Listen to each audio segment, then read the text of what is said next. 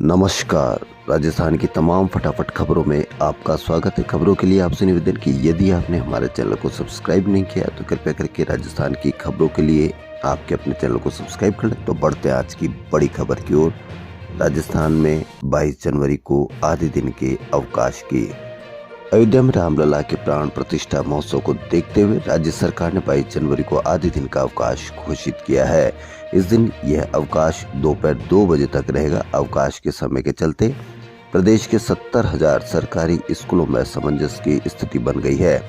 इसका बड़ा कारण है कि स्कूलों का समय सुबह 10 बजे से 4 बजे तक है। इसमें 2 बजे तक अवकाश घोषित हो गया है।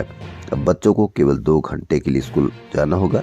इससे बच्चों को परेशानी होगी। इसको देखते हुए शिक्षक और अभिभावकों ने इस दिन बच्चों को पूर्ण अवकाश की मांग उठाई है। चुनाव आयोग की ओर से मतदाता सूचियों का रविवार को मतदान केंद्रों पर विशेष अभियान चलेगा। बीएलओ मतदान केंद्रों पर पूरे दिन दावे एवं आपत्तियां प्राप्त करेंगे। वहीं टोंक के अन्नपूर्णा तालाब में मत्स्य पालन का लाइसेंस देने के बदले 35,000 रुपए की रिश्वत लेते गिरफ्तार मत्स्य विभाग के निदेशक प्रेम सुख बिश्नोई का रुतबा सरकार में रहा है। इसी के बूते हुए वर्ष 2000 से 2015 यानी 16 साल तक बीकानेर जिले में ही रहे। इस सर्दी में मौसम का मिजाज थोड़ा अलग सा है। रात के मुकाबले दिन में अधिक सर्दी है। दिन में मौसम साफ है लेकिन सुबह कोहरा और दिन भर शीतलहर से धूप में भी ठिठुरन है। बीते 7 साल में दूसरी बार जनवरी में अधिकतम पारा सबसे ज्यादा लुढ़का है।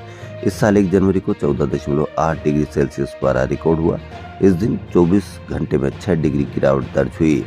साल 2022 में सबसे कम अधिकतम पारा 13.5 डिग्री सेल्सियस तक आ गया था। स्कूलों में आत्महत्या की ज्यादातर घटनाएं बच्चों के साथ हो रही बुलिंग या साइबर बुलिंग के कारण होती है। पीड़ित और आरोपी बच्चों की पहचान और मदद के लिए केंद्र सरकार ने विशेषज्ञों की मदद से गाइडलाइन तैयार की है। राज्यों के सुझाव मिलते ही इसे फाइनल कर देश के स्कूलों में लागू कर दिया जाएगा। बच्चों के शरीर का मजाक उड़ाना, जैसे मोटा कहना, काला कहना या नाटा कहना, अपराध माना जाएगा। हर स्कूल को निगरानी के लिए एंटी बुलिंग कमेटी बनानी होगी। रबी की पीक सीजन में राजस्थान में बिजली संकट ने दस्तक दे दी है। घरेलू क्षेत्र में बिजली सप्लाई के लिए रविवार सुबह 5:30 घंटे उद्योगों में बिजली कटौती होगी। राजस्थान ऊर्जा विकास निगम ने तीनों बिजली कंपनियों को उद्योगों में सुबह 6:30 से 11 बजे तक बिजली कटौती के आदेश दिए हैं।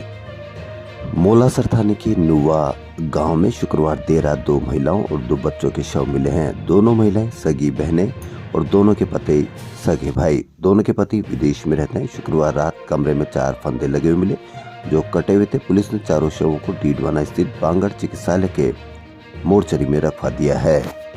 पीटीआई भर्ती सहित कई भर्तियों में डमी अभ्यर्थियों के मामले आने के बाद चयन बोर्ड ने प्रत्येक भर्ती में अभ्यर्थी की हैंड राइटिंग सैंपल लेगा।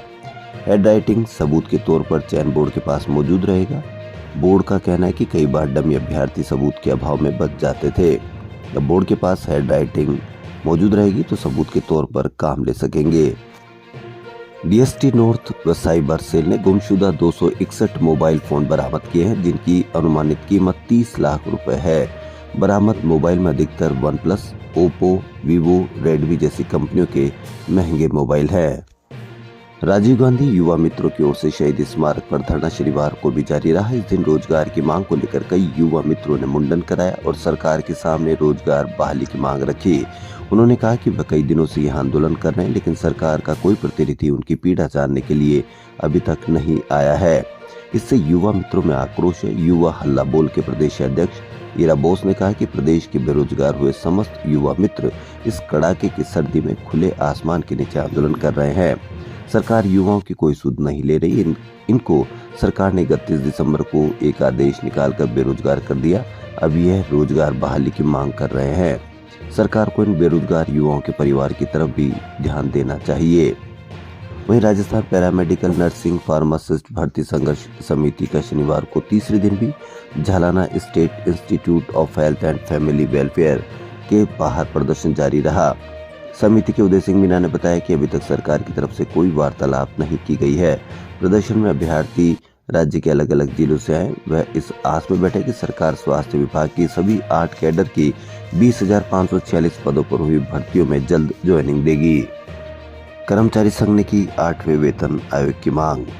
इसी के तहत भाजपा के मजदूर संगठन बीएमएस ने भी नए वेतन आयोग की मांग तेज कर दी है। अब देखना यह है क्योंकि सरकार ने 8वां वेतन आयोग की मांग को पहले ही मना कर दिया है।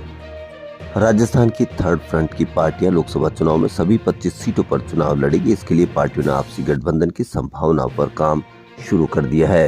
वहीं कांग्रेस की बैठक के बाद अब पार्टी ने वार रूम में कामकाज की तैयारी तेज कर दी है। इसी के तहत पार्टी के प्रदेश संगठन की ओर से वार रूम की टीम का गठन कर दिया गया है। इसका चेयरमैन जसवंत गुर्जर को बनाया गया है। कांग्रेस प्रदेश अध्यक्ष गोविंद सिंह डोटासरा ने इनकी नियुक्ति की है। डोटासरा ने बताया कि गुर्जर की अध्यक्षता वाले वार रूम की टीम में सांगनेर से प्रत्याशी रहे पुष्पेंद्र भारद्वाज को चेयरमैन बनाया है। जसवंत गुर्जर ने बताया कि प्रदेश अध्यक्ष के मार्गदर्शन लेने के साथ ही अगले सप्ताह में वार रूम में नियमित सिटिंग के साथ कामकाज शुरू कर दिया जाएगा। राजस्थान सरकार ने 22 जनवरी की रामलला प्राण प्रतिष्ठा के दिन प्रदेश की 282 नगर निगम पालिकाओं को दीपोत्सव मनाने के लिए पाबंद किया है। शनिवार से सफाई अभियान शुरू कर दिया है। एक साथ 282 निकायों द्वारा सरकारी, निजी और एनजीओ आदि संस्थानों की मदद से 1.25 करोड़ से अधिक दीप जलाएंगे। पहली बार सरकार मनाएगी दिवाली। पूर्व मुख्यमंत्री और टोंक विधायक सचिन पायलट शुक्रवार रात को उदयपुर पहुंचे। उन्होंने यहाँ एमबी कॉलेज ग्राउंड में गजेंद्र सिंह शेखावत प्रवेश द्वार का उद्घाटन किया। शनिवार को उन्होंने कहा कि राम मंदिर के मुद्दे पर राजनीति करना गलत है। राम मंदिर को राजनीति के नजरिए से नहीं देखना चाहिए। रामलला तो कण कण में बसे हैं, उनके बिना सृष्टि अधूरी है। जिसका जब मन करे तब जाएगा, यह उनके मन की बात और भाव है। सूफी संत हजरत ख्वाजा मोइनुद्दीन हसन चिश्ती के 812वें उर्स के बड़े कुल की रस्म रविवार को अदा की जाएगी। खुद्दाम एक ख्वाजा ये रस्म अदा कराएंगे।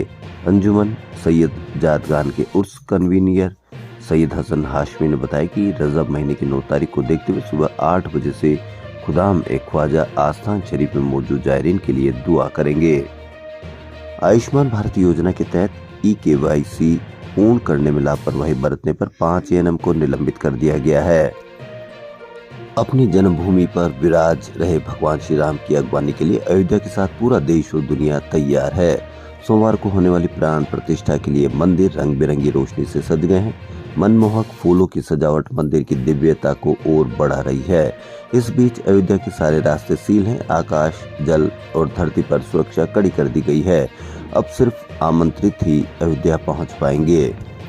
मुख्य आयोजन के लिए 8000 से अधिक गणमान्य जनों को न्योता दिया गया। इनमें केंद्रीय मंत्री, राज्य के मुख्यमंत्री, राजनेता, 54 देशों के 100 प्रतिनिधि, सेलिब्रिटी, बिजनेसमैन, खिलाड़ी समेत कई VIP शामिल है। सैकड़ों संत, धार्मिक संगठनों के प्रतिनिधि भी मौजूद रहेंगे। उधर शंकराचार्य के न आने से भी कोई फर्क नहीं पड़ रहा, इसलिए अगले 2 दिन देश दुनिया अयोध्या के रंग में ही होंगे।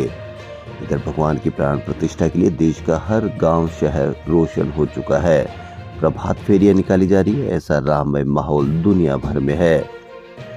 राजस्थान की खबरों में फिलहाल इतना ही। यदि आपको राजस्थान की खबरें पसंद आ रही तो लाइक, सब्सक्राइब और शेयर अवश्य करें। धन्यवाद।